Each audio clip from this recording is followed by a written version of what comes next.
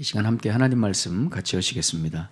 오늘 우리에게 주신 하나님의 말씀 사도행전 2장 1절에서 4절까지의 말씀입니다. 제 성경으로 신약 188면에 있습니다. 사도행전 2장 1절에서 4절까지의 말씀입니다. 오순절날이 이미 이름에 그들이 다 같이 한 곳에 모였더니 호련히 하늘로부터 급하고 강한 바람 같은 소리가 있어 그들이 앉은 온 집에 가득하며 마치 불의 혀처럼 갈라지는 것들이 그들에게 보여 각 사람 위에 하나씩 임하여 있더니 그들이 다 성령이 충만함을 받고 성령이 말하게 하심을 따라 다른 언어들로 말하기를 시작하니라. 아멘. 드디어 이제 사도행전 2장에 약속하신 성령께서 오십니다. 이 성령께서 오시는 이 사도행전 2장은 성경에서 제일 중요한 본문 중에 하나입니다. 특히 교회사 쪽으로 굉장히 중요한 본문입니다. 성령이 오셔서 사람들이 변화되어 교회가 처음 세워진 그런 사건이죠. 그러나 이 사건이 최근에 와서는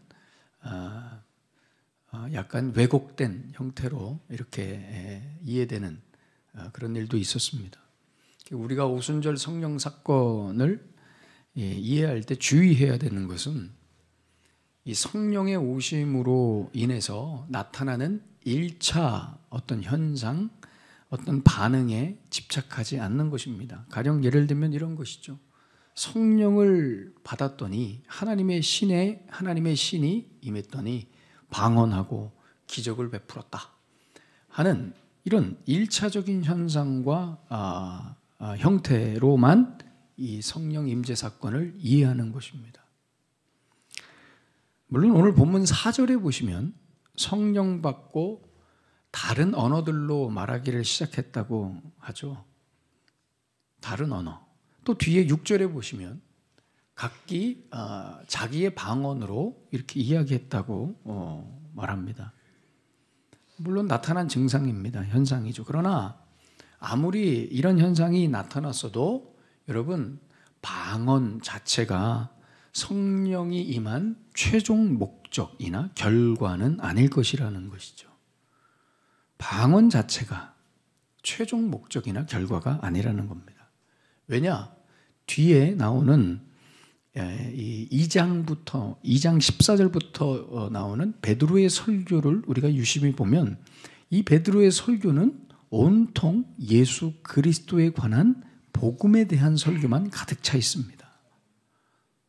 만약에 방언이나 기적이나 신비한 능력이 성령의 초점이었다면 베드로의 설교는 여기에 초점이 맞춰져서 우리가 다 방언해야 된다. 우리가 다 능력을 베풀어야 된다. 능력을 가져야 된다라는 쪽으로 설교를 했을 것입니다. 그러나 베드로는 예수님에 대해서만 온통 복음에 대해서만 설교를 했습니다. 이 설교를 들은 3,000명의 사람들이 그 자리에서 회개했던 것이죠. 우리 손으로 죽인 이 예수 그리스도께서 하나님의 아들이셨으며 그분이 진짜 우리의 삶의 참 메시아였다는 사실을 이 사람들이 성령을 통해 깨닫고 회개해서 이제는 내가 예수를 위한 증인으로 살아야 되겠다라고 결단하고 모이게 된 사건이 바로 이 오순절 성령 강림 사건이라는 것이죠. 우리나라의 기독교 교단 중에 순복음 교단이 있습니다. 풀 가스펠, 순복음 교단, 순복음 교회죠. 이 순복음 교회는 19세기 말 20세기 초에 미국에서 발생한 오순절 운동의 결과로 나타난 교단입니다. 흥미롭게도 감리교인 한 사람이 특별한 어떤 본인만의 체험, 본인만의 성경 해석을 통해서 감리교인 한 사람으로 인해서 순복음 교단이 생겨난 것이죠. 그래서 순복음교회를 비롯한 모든 오순절 운동을 하는 이 교단들은 이 사도행전 2장에 나오는 사건이 재현되는 것을 여전히 사모하고 기대하고 있습니다. 물론 그 자체로는 좋은 것입니다. 물론 그 자체로 오순절 성령 운동, 성령 임재 사건을 기대하는 것은 문제가 없습니다. 그러나 우리가 주목해야 되는 문제는, 우리가 생각해야 할 문제는 이 성령의 임함과 그 결과를 단순 현상에 너무 집착한 나머지 이 순복음 이 교회에서, 교단에서는 방언과 신유와 예언과 같은 이 카리스마주의, 즉 은사주의, 신비주의로 너무 발전하게 되었다는 것이죠. 다시 말해서 성령이 왜 임하셨느냐? 성령이 임하신 궁극적 목적은 외면하고 성령이 임하여 나타난 현상에만 집착하는 거예요. 그래서 늘 이런 이야기들 뿐인 것이죠. 믿음을 이렇게만 이해하는 거예요. 성령을 받았느냐 못 받았느냐, 방언을 하냐 못하냐, 이런 식으로만 믿음을 이해하게 된 것이죠. 그래서 오순절 운동을 하는 교단들, 오순절 교회들은 늘 목표가 이거예요. 성령을 받는 것입니다. 성령을 받는. 포인트가 성령 강림에 있어요. 그러니까 오순절 성령 강림하면, 자, 오순절 성령 강림하면 포인트가 성령 강림에만 있어요. 그러나 여러분, 성령 강림도 중요하지만 정말 중요한 것은 뭐냐면 저 앞에 있는 오순절이라고 하는 단어입니다. 이게 오순절이라고 한다. 여러분 생각해 보세요. 성령은 언제 오셨어요? 오순절에 오셨어요. 왜 하필이면 오순절에 오셨을까요? 다른 날에 오셨을 수도 있잖아요. 6월절에 오셨을 수도 있잖아요. 초막절에 온다거나, 무슨 뭐 불임절 뭐 죄송합니다. 오늘 목소리가 점점 그 도올 김용옥 선생님이, 제가 그래서 차분하게 얘기하려고 그래요. 왜냐하면 제가 피치가 올라가면 갑자기 이게 그 도올 선생님으로 바뀌어가지고.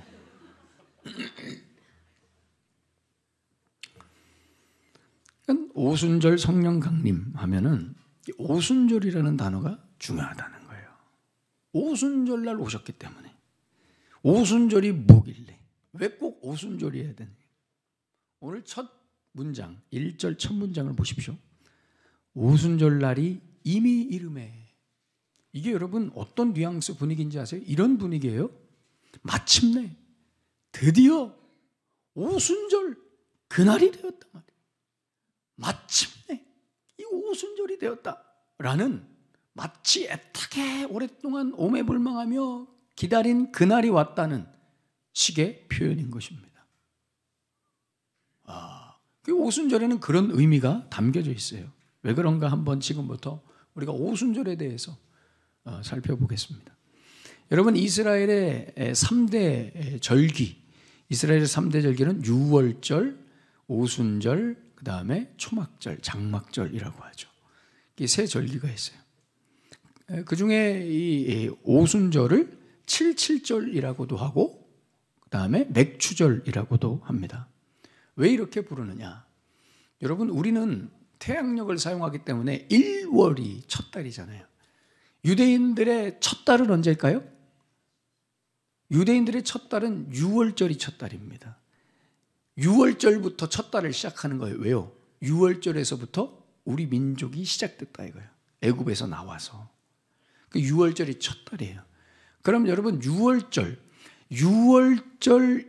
지나고 안식일, 처음 맞는 안식일, 화면 보여주세요. 6월절 지나고 처음 안식일이 지난 다음 날이 초실절이거든요. 그러니까 안식일, 유대인들에게 안식일은 토요일이에요. 그래서 예수님이 우리가 이제 좀 있으면 고난주간 오는데 금요일 날 십자가에 죽으시고 그 토요일이 유대인들에게 안식일이니까, 안식일 다음 날이 주일이잖아요. 초실절. 그 초실절에 예수님이 부활하셨죠. 부활의 첫 열매라고 그래서. 그래서 실제적으로 유대인들은 6월절 마지막 첫 주일, 첫 안식일 다음 날을 초실절로 지내요. 초실절에는 보릿단, 첫 보릿단을 흔들면서 하나님 앞에 제사를 드리는 날이에요. 그날 예수님이 부활하신 것이죠. 그리고 잘 보세요. 초실절 그 다음 날부터 하루, 이틀, 3일, 4일, 5일,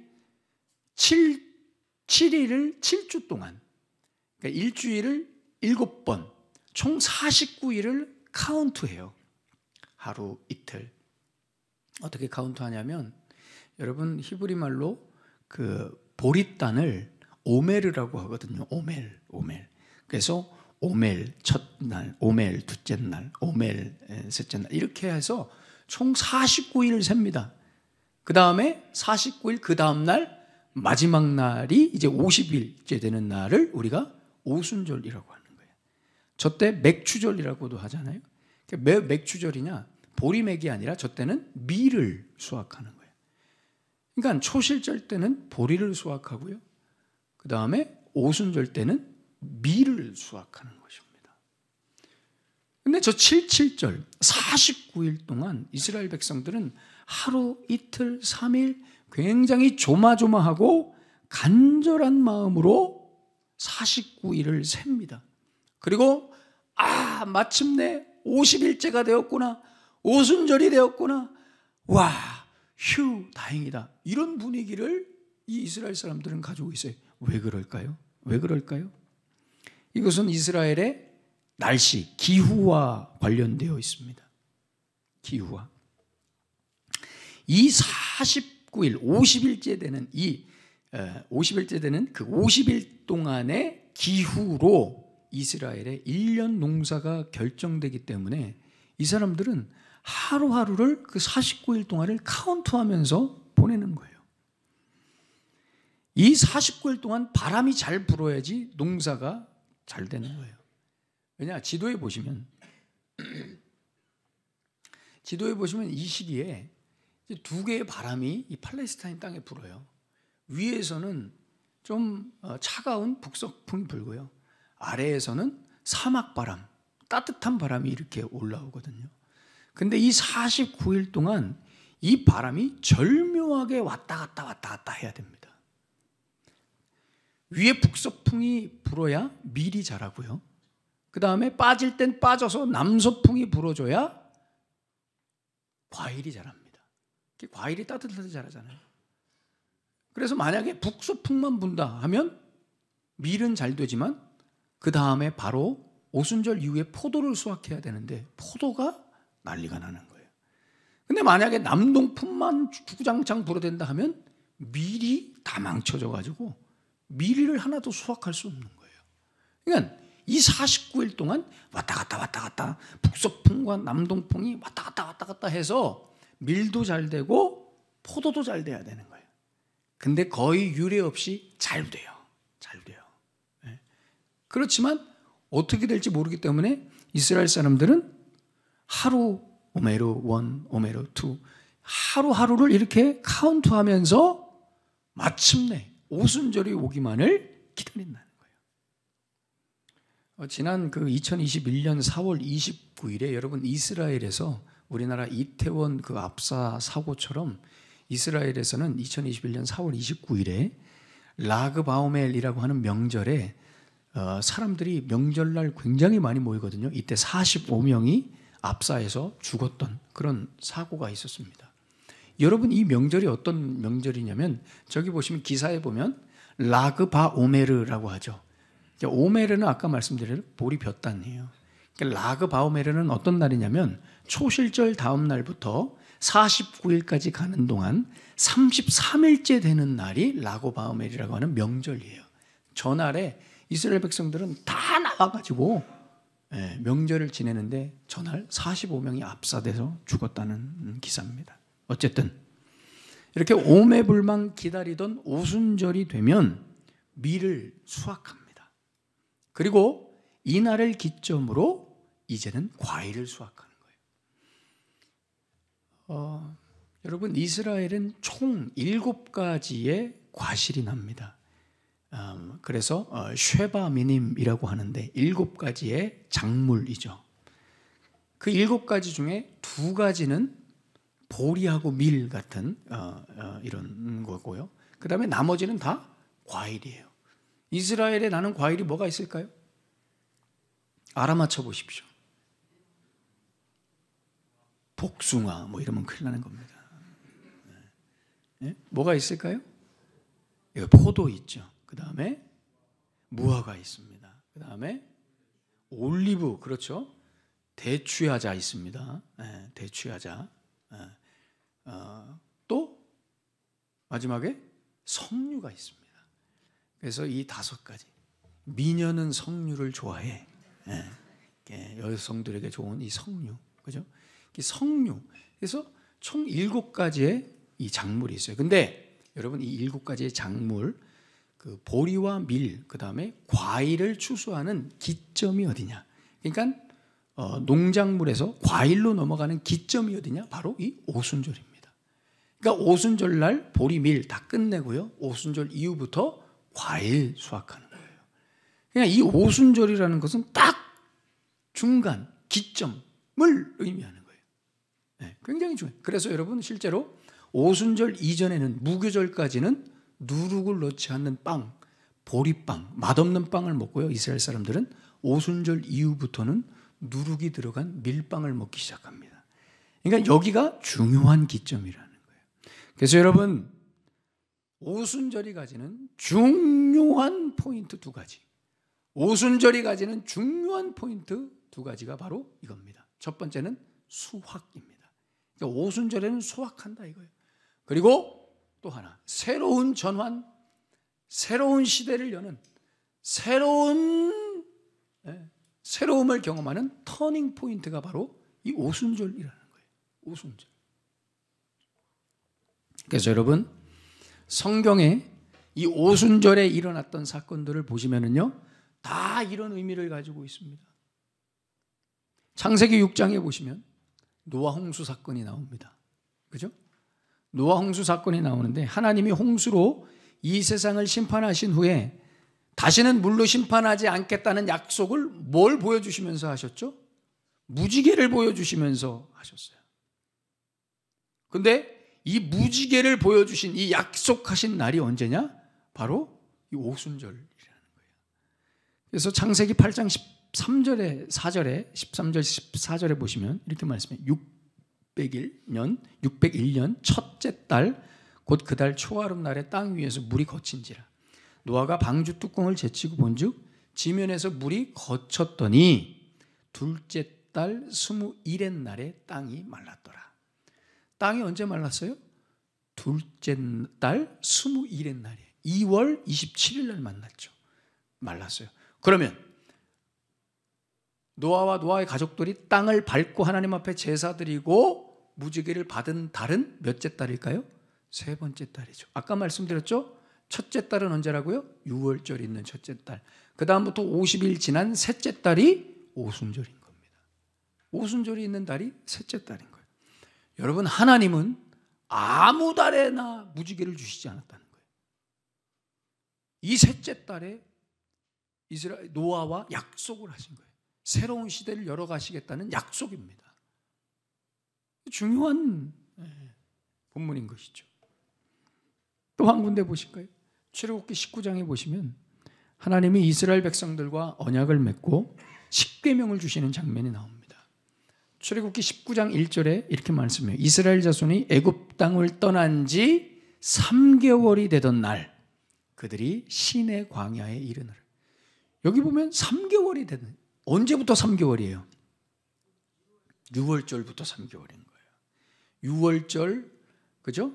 장자의 재앙으로 치고 나신 다음부터 3개월인 거예요. 3개월이 되던 날, 그러니까 셋째 달, 이 셋째 달이 뭐가 있는, 어떤 절기가 있는 달이에요? 오순절이 있는.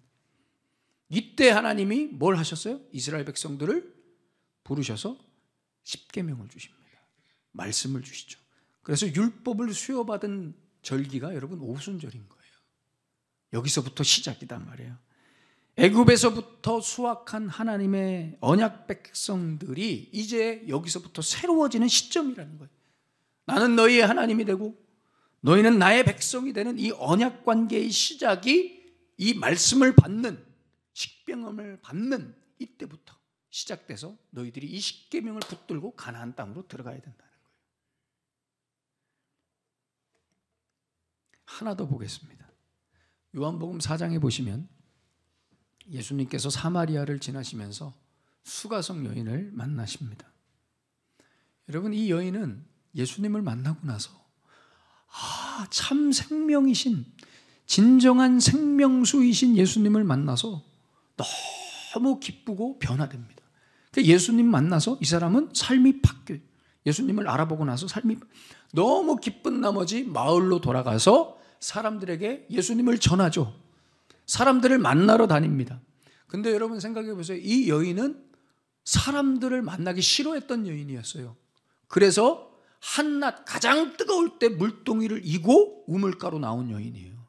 사람들 만나기 싫어가지고. 그런데 예수님 만나고 나서 사람들 만나겠다고 막 그 동네를 돌아다니. 그 사람들마다, 만나는 사람들마다 예수님을 전했죠. 이 여인이 전한 그 이야기를 듣고 이 사마리아 동네 사람들이 나와가지고 다 예수님을 만나러 온 거예요. 거기서 예수님의 말씀을 듣고 그 사마리아 사람들이 변화되기 시작합니다. 예수님을 믿어요. 요한복음 4장 39절에서 41절에 이렇게 말씀해요. 여자의 말이 내가 행한 모든 것을 그가 내게 말하였다 증언하므로 그 동네 중에 많은 사마리아인이 예수를 믿는지라. 사마리아인들이 예수께 와서 자기들과 함께 유하시기를 청하니 거기서 이틀을 유하심에 예수의 말씀으로 말미암아 믿는 자가 더욱 많아졌다. 이렇게 말씀해요. 여러분, 이때가 언제일까요? 이때가 언제일까요? 이 사마리아 여인이 변화되고 사마리아 사람들이, 많은 사마리아 사람들이 예수를 믿게 된 이때가 언제일까요? 그렇습니다. 이때가 오순절입니다. 오순절이 있는 셋째 달에. 왜냐하면 그 단서가 뒤에 나오죠. 요한복음 4장 35절에 앞에 보면 요한복음 4장 35절에 이렇게 말씀해요. 너희는 넉 달이 지나야 추수할 때가 이르겠다 하지 아니하느냐. 여기서 여러분 넉 달이 지나야 추수할 때가 이른다라는 이 말은 이 넉 달이 지난 마지막 이 추수 때는 초막절입니다. 그때는 과일과 모든 열매를 다 추수해서 수장절, 이렇게 이게 저장하는 그런 때잖아요. 그래서 마지막 추수 때거든요. 그 마지막 추수 때 넉 달 전이에요. 넉 달 전이 언제냐? 셋째 달. 일곱째 달에 여러분 초막절이 있거든요. 그러니까 넉 달 전이면 셋째 달이. 여기에 오순절. 그러니까 이 오순절 날 우리 예수님은 그 사마리아 여인을 만나러 간 거예요. 그리고 그 여인의 삶을 완전히 변화시켰을 뿐만 아니라 그 사마리아 땅을 변화시키시는 거예요. 그러니 오늘 본문 1절에 여러분 오순절 날이 이미 이르매 라는 말은 무슨 의미냐? 이제 그렇게 카운트했던 그 카운트다운이 끝났다는 거예요. 그날이 왔다는 것입니다. 추수할 때가 되었다는 것입니다. 새로운 시대가 도래했다는 겁니다. 이제 성령께서 오셔서 예수라는 포대자루로 하나님의 자녀들을 막 수확할 때가 도래했다는 것입니다. 이제 그들로 하여금 새로운 삶을 살아갈 수 있도록 죄에 억눌리고 상처에 억눌리고 그죠? 욕심에 억눌려 사는 하나님의 백성들을 해방시키고 이전과는 다른 새로운 삶을 살게 해주겠다는 그 복음의 실질적 역사의 시작을 알리는 그런 오순절인 것입니다. 그때 성령이 오시는 거예요. 그러니까 성령이 오셔서 하시는 일이 뭐냐? 예수를 믿는 사람들로 하여금 예수 이전의 삶과 예수 이후의 삶으로 너희들은 이제 바뀌게 해주겠다라는 메시지가 이 오순절에 들어가요.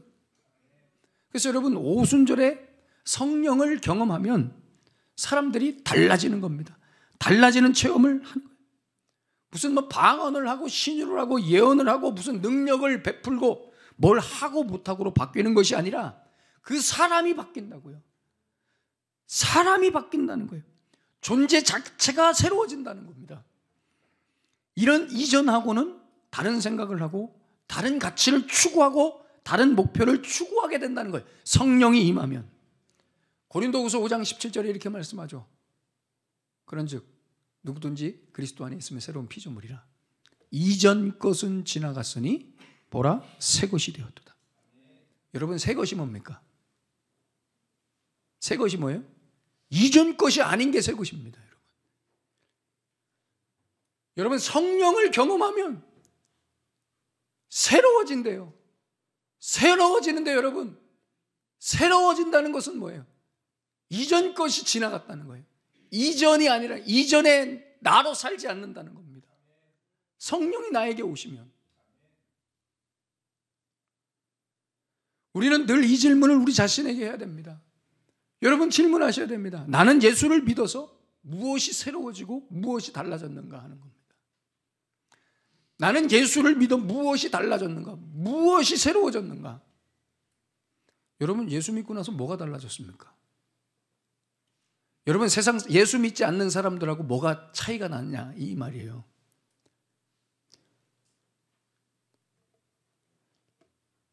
예수님을 믿는다 하면서도 여전히 기존의 나, 옛날의 나, 이전 것으로 살아가고 있다면 나에게는 오순절이 없었던 겁니다. 오순절이 없었던 것이죠. 여전히 나로 살아가니까요. 여전히 갈등하고 여전히 트러블 메이커가 되고 여전히 내가 학습한 대로 살아가고 내가 경험한 대로만 살아가고 그냥 기존의 나로 그냥 살던 대로 살지 뭐. 그냥 나로 사는 거예요. 예수를 믿는데도. 성령은 우리를 그렇게 놔두지 않습니다. 여러분. 성령이 오순절에 오셨잖아요. 왜 6월절에 안 오시고 초막절에 안 오셨어요? 우리를 새롭게 하신다는 메시지가 담겨져 있는 거예요. 싹 바뀌게 해주신다는 거예요. 성령 오순절을 내가 경험하지 않았기 때문에 성령이 내게 오셔서 나를 확 잡아끄는 그 경험을 해보지 못하기 때문에 예수 믿는 것을 정보에 의지합니다. 지식에 의존하고요. 나의 짧은 체험에 의지합니다. 예수가 십자가에서 죽었다더라. 하나님이 인간을 사랑한다더라. 그냥 정보로, 지식으로. 예수 믿으면 천국 간다더라. 이렇게 정보로, 소문으로만 있는 겁니다. 여러분, 정보로, 소문으로만 있으면 사람이 금방 시험에 들고 넘어집니다. 그래서 여러분, 정보로, 소문으로만 예수 믿는 사람들은 교회 안에서 뭐 하나 마음에 안 드는 거 있으면 그걸로 다 시험 드는 거예요. 목사님이 왜 저럴까? 교회 다니는 사람들은 왜 저럴까? 교회 안 다니는 거예요. 기독교는 가짜야. 기독교는 가짜. 왜? 정보로, 지식으로만 이해하고 있으니. 그러니까 변화되지 않는 거예요. 바뀌지 않는 거예요. 재차 말씀드리지만 여러분, 사람이 바뀌지 않는 것은 내가 예수님을 성령 안에서 만나지 못했기 때문에 바뀌지 않는 거예요.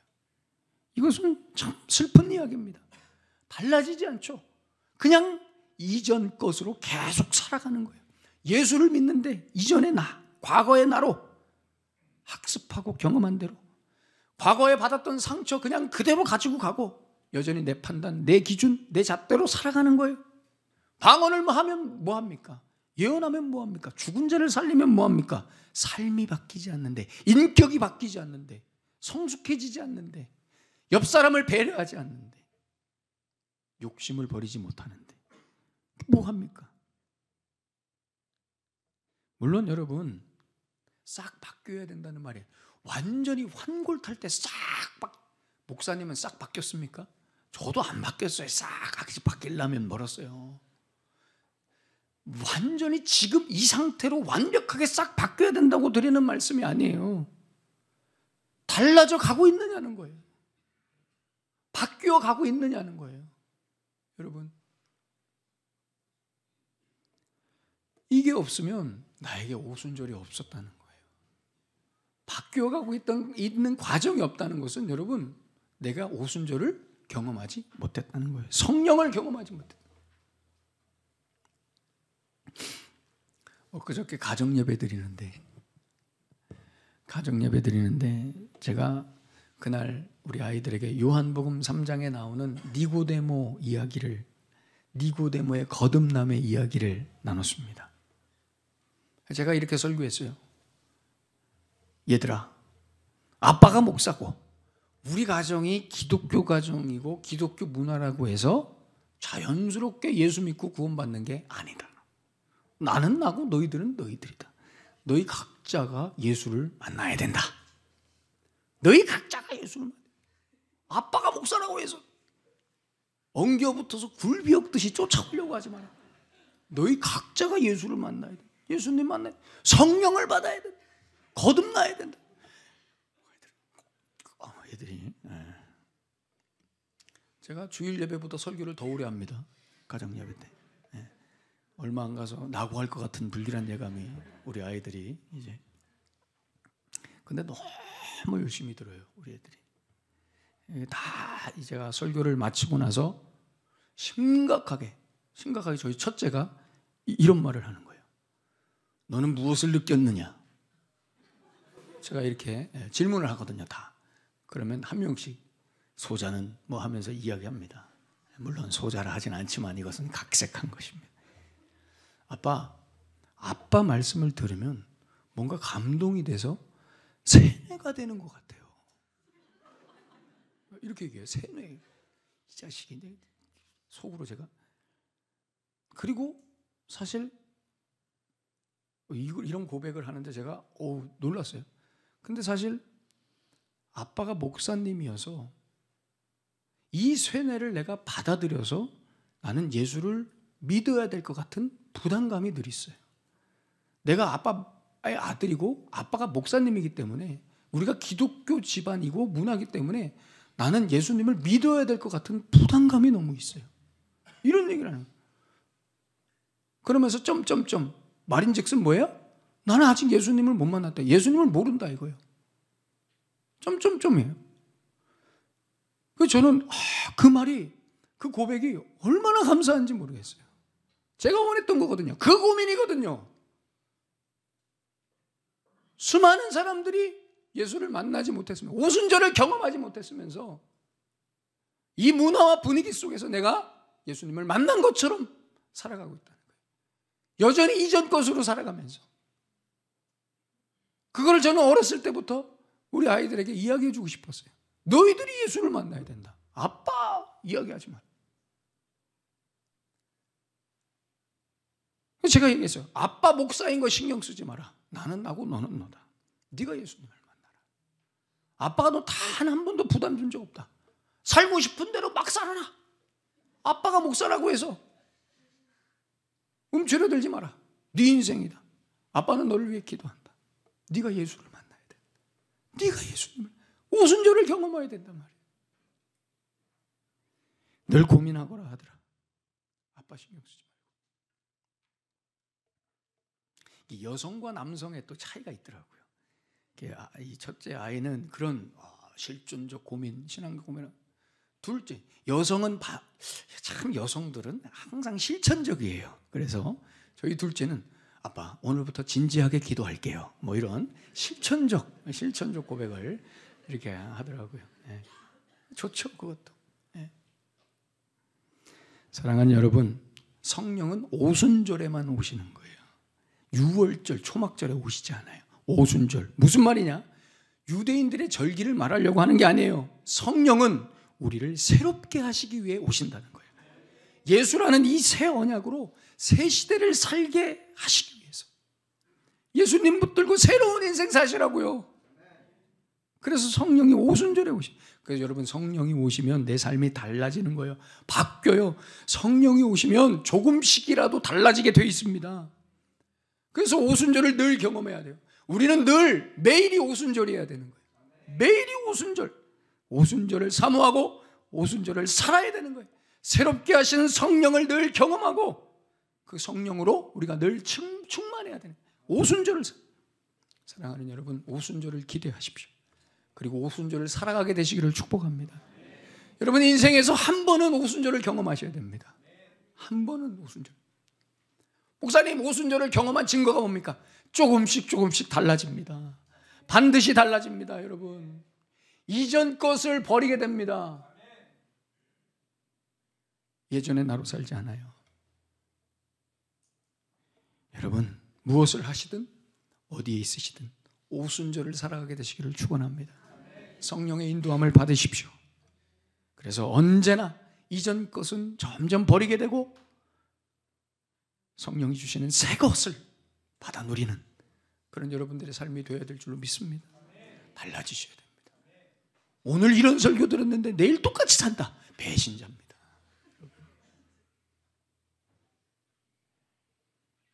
뭐 죄송합니다. 제가 흥분해서. 여러분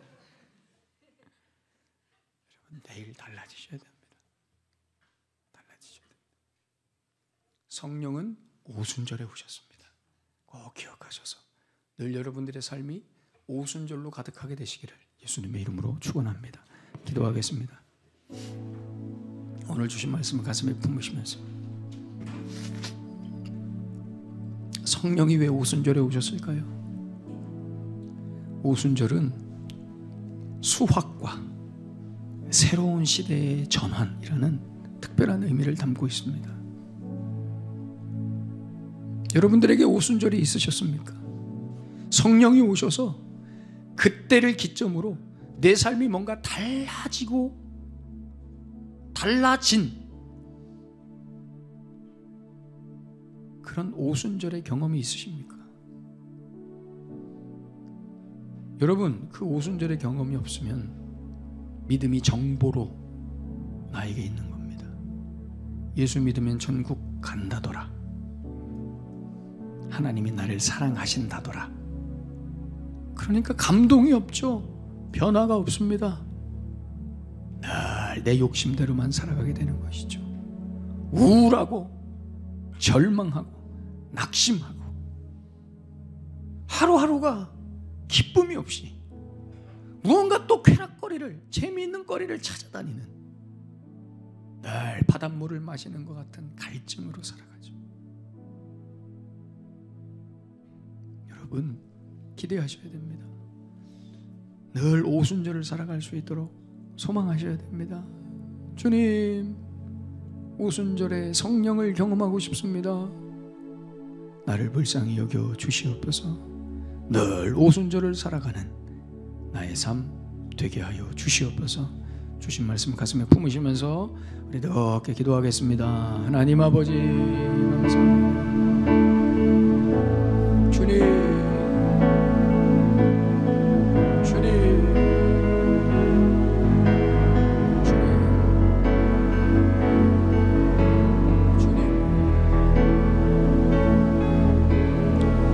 주님, 오순절 성령 강림을 묵상하고 우리를 수확하시고 우리를 새롭게 하시는 성령이여, 이 시간 주의 백성들의 마음을 새롭게 하여 주시옵소서. 다시 결단하게 하시고 도전하게 하시고 새롭게 하시는 그 은혜를, 보라 이전 것은 지나갔으니 새 것이 되었도다. 나를 새롭게 하시는 주여, 새롭게 하시는 주여, 오순절을 경험하게 하여 주시옵소서.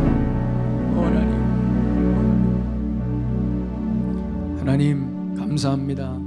오늘도 주의 백성들 이 말씀 듣고 그냥 땅바닥에 흘려보내지 않게 하셔서 가슴에 새기게 하셔서 늘 오순절을 사모하며 성령의 임재와 나를 새롭게 하시는 그 은혜를 늘 경험하며 살아갈 수 있도록 주여 우리를 긍휼히 여겨주시고 불쌍히 여겨 주시옵소서. 오순절 성령을 경험하면 우리의 삶이 달라질 줄로 믿습니다.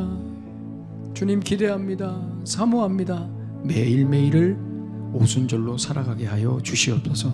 예수님의 이름으로 축복하며 기도하옵나이다. 아멘.